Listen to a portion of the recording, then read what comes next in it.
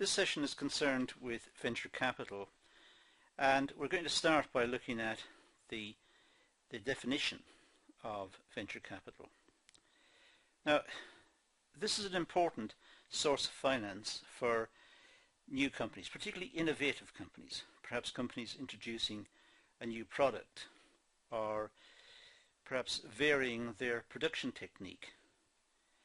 So traditional sources of finance, perhaps the banking system, is not necessarily suitable for those companies because of the higher degree of risk, or because there is a general lack of knowledge about what is happening within the company or what the company is doing, or perhaps even the direction it's been taken in. So venture capital solves an important source of finance for economic development, for business development, and it enables innovative companies to pursue projects which perhaps otherwise would have not seen the light of day. So generally speaking, innovative companies engage in high risk investments, and with the higher risk they require specialist sources of finance. Venture capital is used to finance these investments, and this is raised in the capital market by specialist venture capitalist companies. So venture capitalists buy shares or convertible bonds in the company. In other words, the venture capitalists take a stake in the company. They supply the finance, but in return they take a share of the business. They allow time for the company to expand and develop, and then they liquidate their investment. Obviously, if the business is highly successful, the share they've taken will have appreciated in value and they will make a profit. Of course, it's also possible that the company will not prosper. Perhaps the idea was not as good as people thought, or whatever, something happens in the market, something adverse, so that the venture capitalists would incur a loss. So they are taking a risk, but they're doing it in this particular form. They are particularly interested in innovative SMEs, small to medium-sized enterprises. And they are particularly interested in very rapid growth rates. Generally speaking, they like to, once they've made a decision, to put their money in, take a stake in the business, and get their money back. The payback period is short. Get the money back, get their investment back as fast as possible. That's the preferred route. So let's look at the issues here with the finance. Well, we have equity financing, buying a share in the business, and its drawbacks. So taking an equity share means losing part of the ownership of the business. So the people who set up the business in order to get the finance to get it started must accept loss of some aspect of the business, some control perhaps of the business. So the business owners lose part control of the business at least. Generally speaking, the shares are not secured. Generally speaking, the venture capitalists, if they like the idea, will issue the investment required on the basis of the idea. Perhaps they like the idea, whereas perhaps other forms of finance may require the owners of the business to put their house or some personal assets to secure the investment. But they may require a directorship. They might want to sit on the board to make sure that what was agreed is being pursued. So they want to know what's happening on the inside. Shares are unlike a loan in that no interest has to be paid. So generally speaking, equity financing, there is no interest payment. What happens is there is a dividend. The company will issue a sum of money per share, perhaps every year or every given time period. And that means the business has more flexibility. It's not honor bound to make a fixed payment at a certain period of time. It has got flexibility about when it issues the dividend and the extent of the dividend. Of course, if the venture capitalists were to have a director on the board, the company's expenditure will be fully scrutinized, and it'll be obvious to the venture capitalists what the policy of the business is and how well the directors are meeting their commitments and what they promised at the outset. The venture capitalists will bring experience and a fresh perspective to the business. Well, venture capitalists have wide experience of startup businesses and new and innovative businesses.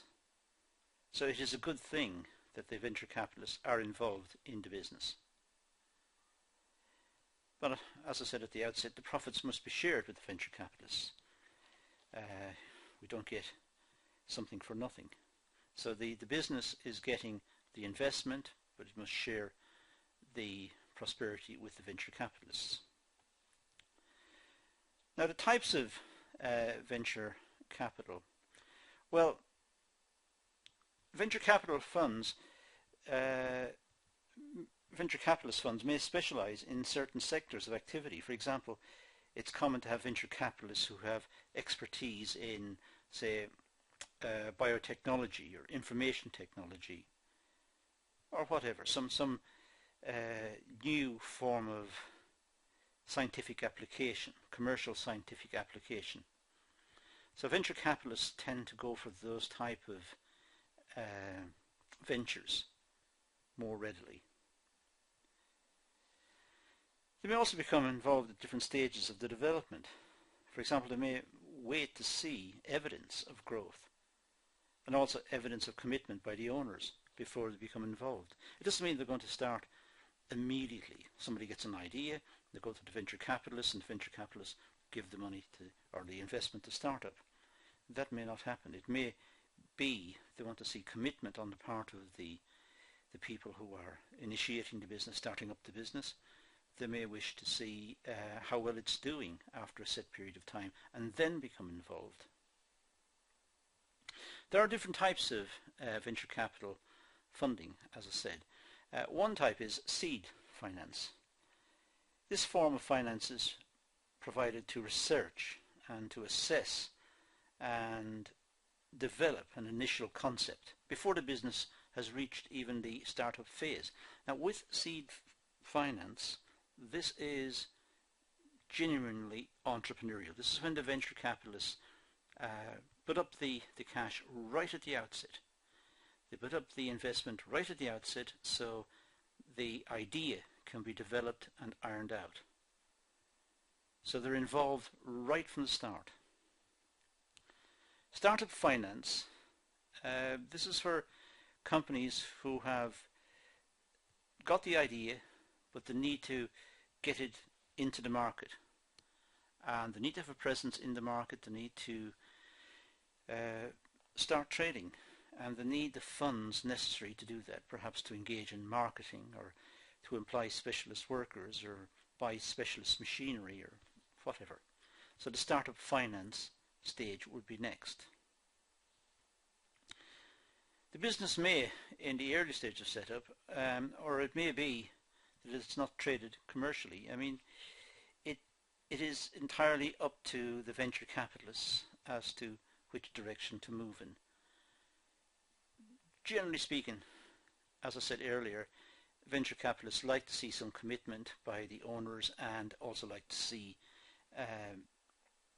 how well or how poorly the product is doing in the market before they become involved.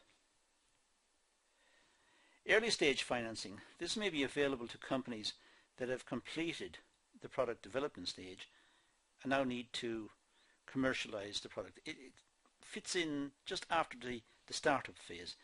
Early stage financing is a company who has developed the product, has brought the product to the market, but needs to have wider exposure of the product, needs to engage perhaps in extensive marketing, or needs to push the product more vigorously and needs finance to do that. So it's early stage financing.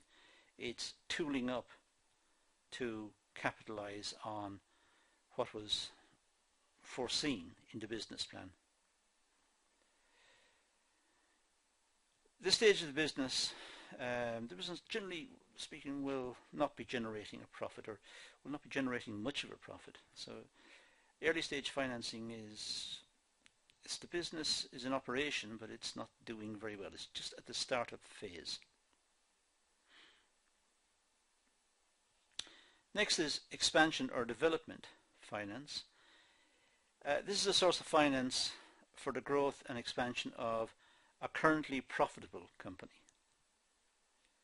So the company exists, it's making a profit, but it really needs to expand, perhaps into an overseas market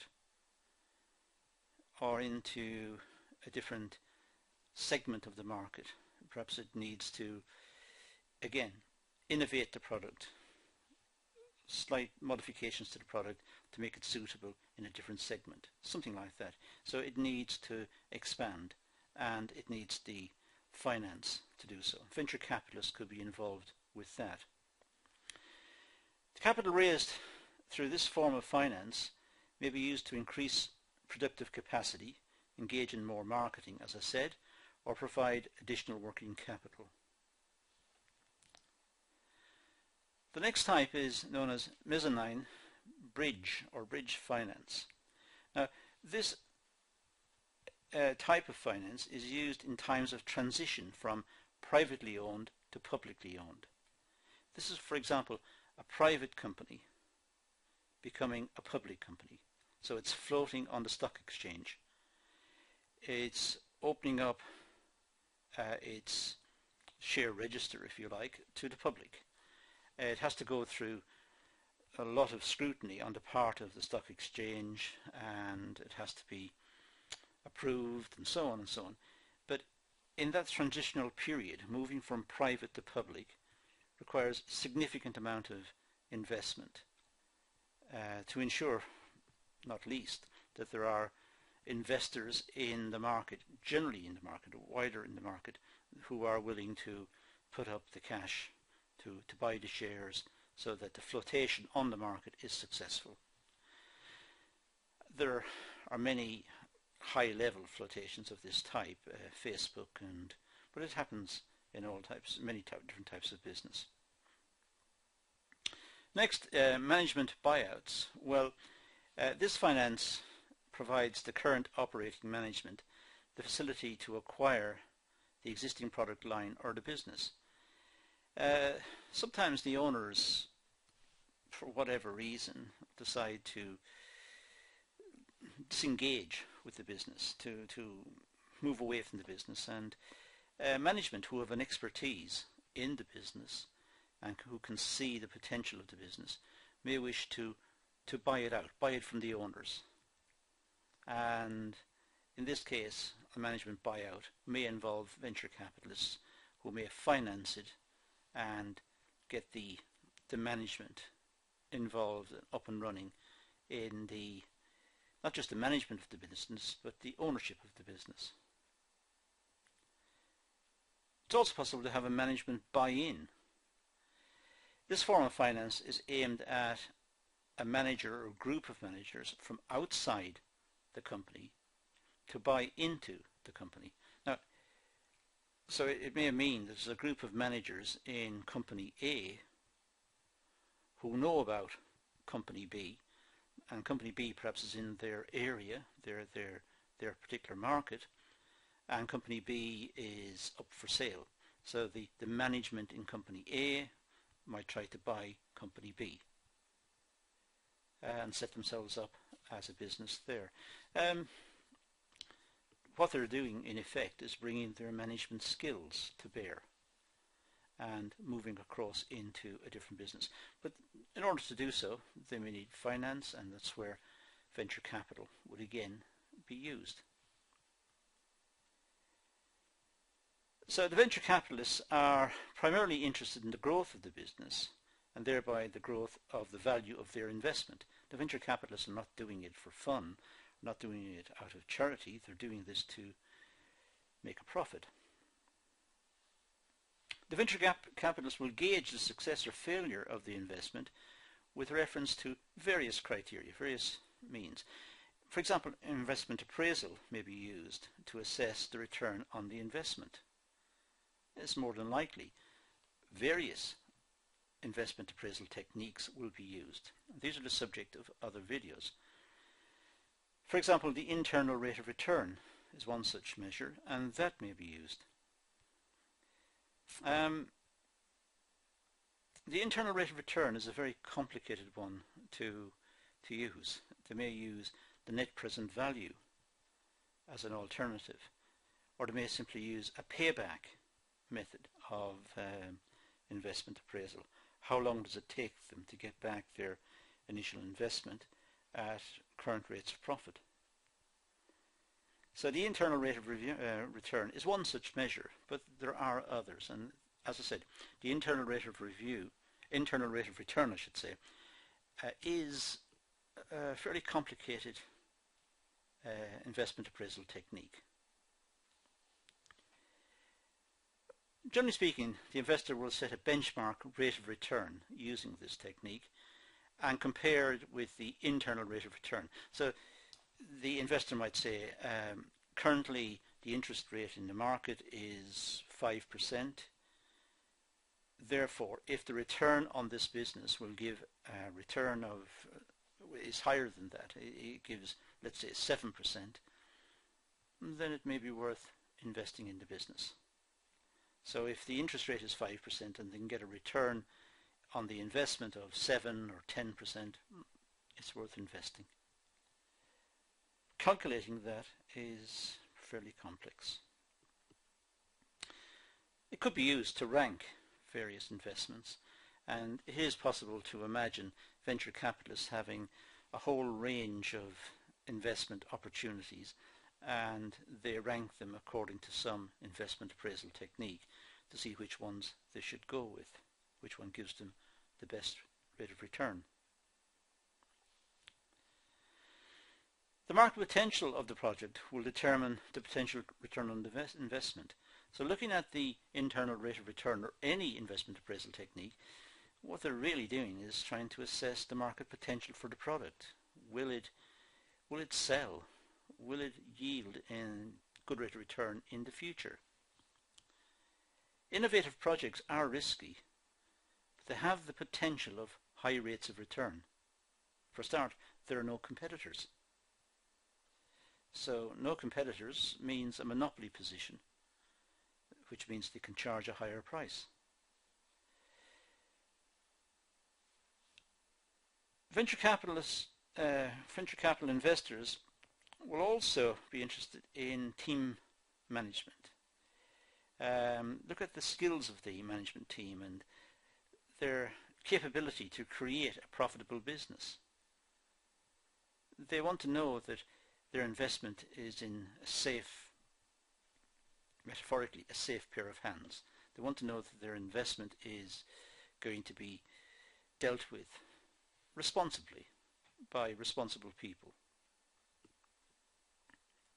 And this is particularly true of high technology and innovative businesses who may be seen by some as a little strange in their procedures and the way to do things and the personalities involved. So the venture capitalists want to make sure that they're going to have a safe, their investment has a safe environment. It will be dealt with professionally. And they'll also look at the ownership of intellectual property rights. Successful ownership of intellectual property rights is attractive to venture capitalists. If there's a new product and it's protected, then in effect it has a monopoly position. No one else can start producing it. It is protected by the law. So intellectual property is very important to the venture capitalists.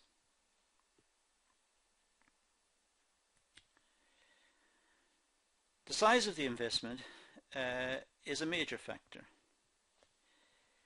A high rate of return on a small investment will yield a sum that may deter the investment in the first place. So it depends really. If it's a small investment and there's a high rate of return required, if a high rate of return is required, then the sum that's required to generate it may be large, because it may need complete restructuring. The business may need setting up from the start, production, management, layout, plant. Everything may have to be put in place. So if a high rate of return is required, a large investment may be needed, and a given rate of return on a large investment is not as good as the same rate of return on a small investment. So the size of the investment is crucial. Generally speaking, the venture capitalists like to put in little and get a lot.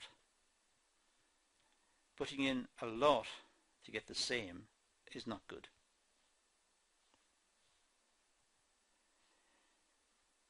The cost of making a small investment is proportionally greater than a large investment. So generally speaking, venture capitalists do prefer to have the large investments, but large investments that are secure and meet the criteria that we just talked about: good management team, intellectual property, and so on. Large investments that are likely to yield a steady return over a period of time, at least until the venture capitalists can sell their share in the business, capitalize that, and make a profit. But the point here is that generally speaking, venture capitalists are not interested in very small businesses. So a very small business who wishes to raise some investment, generally speaking, will not go for venture capital. These are players, investors who like larger investments that meet the criteria that we talked about earlier. So how to gain venture capital? A strong case based on evidence and research for likely profitability of the project, that would be good. A very strong case would be good. It should set out the strategic plans of the business and also the operational details that will enable an efficient business to function. It must explain why the business will be successful and convey what is unique about it. And it should also examine the basic assumptions of the business and enable milestones for future development. In other words, it should say, well, next year the business will be in this position, and the year after in this position. 5 years' time it will be in that position, so that the venture capitalist can look at the plan and get some sort of understanding of the direction the business is going to go in.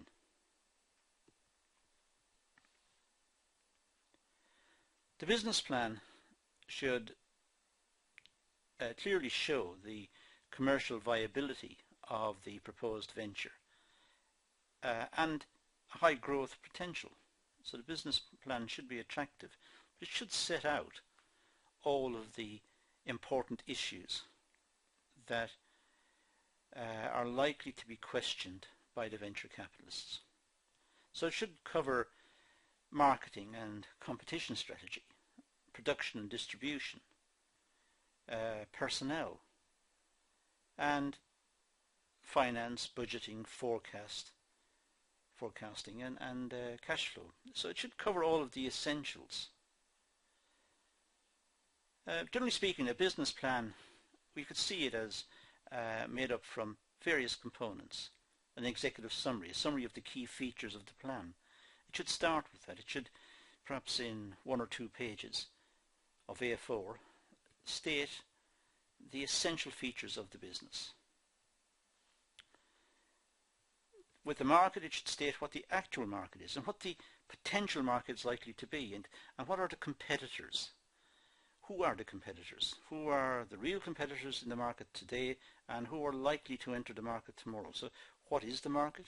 What's the potential market? And what are the threats in that market? The uniqueness of the product should be emphasized. If it's an innovative firm, an innovative business, it's likely that the product will be different. It'll be perhaps new. And how does the business market the newness? How does the business market the product and emphasize the uniqueness of the product? And what's the potential of that product in the marketplace? Perhaps it's too unique, it's too innovative and won't be accepted. Intellectual property rights, legal protection for the idea. As I said at the outset, or a few slides back, intellectual property is ownership of the product. It's all of the technical specifications of the product or of the idea, and it is protected by law, so that for many years to come the company will enjoy a monopoly position as a reward for it being innovative. That's why the legal system gives it this privilege. So protection of the idea through intellectual property rights is very important. What sort of marketing mix and what sort of channels for marketing? How should it be marketed? Should it be marketed on television or in the newspapers or magazines? And should it be marketed by advertisements or cutting price? Or how should it be marketed? I mean, exactly what is the strategy? What's the best one for the product, and how is it going to be delivered? In terms of manufacturing, what's the technology? What skills are required? What training is required for staff? And what's the overall capital required? With sales and forecasting, what are the assumptions? It's easy to make everything look rosy with the forecast. It just means changing the assumptions, assuming the market will grow by 100% every year. Perhaps that's not realistic. Perhaps the market will grow by 5% every year. So it's important to make explicit what the assumptions are in forecasting. What's the organizational structure? How is management going to control the business? Is it a flat organization or is it a tall organization? How are the departments arranged and organized? Important. And the financing package should be clearly costed. It should be clear as to what everything is cost, and accurately done, so that, with evidence as well, so that the venture capitalists can see that the homework has been done, that the whole proposal is realistic and it's honest, it's open. So that is a backdrop on the role of venture capital and how to raise venture capital. And that also concludes this session. So thank you for watching. 1, 2, 3, 4. I hope this works, because this is a test 95.5. The last few didn't work, so let's see what's happening here.